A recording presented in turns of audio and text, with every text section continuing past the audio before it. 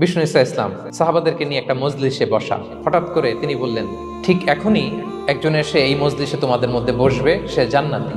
এটা শোনার পরে তো সব সাহাবারা নড়ে চড়ে বসলো, কিরে রাসূল সাল্লাল্লাহু আলাইহি ওয়াসাল্লাম একজনকে জান্নাতের অ্যানাউন্সমেন্ট দিচ্ছে, কে সে? তো দেখা গেল এক আনসারি সাহাবা প্রবেশ করেছে, তার জুতা দুইটাকে বগল দাবা করে, কিন্তু কেউ তারে চিনে না।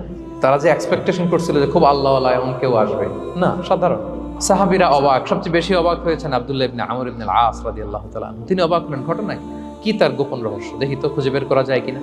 তিনি ওই সাহাবীর বাড়িতে গেলেন, যে তখন তিনি বললেন, তিনটা ভরা মজলিসে বিষ্ণু ইসা ইসলাম তোমাকে জান্নাতি বলে ঘোষণা দিয়েছে। আমি দেখতে চেয়েছি যে তুমি কি আমল করো।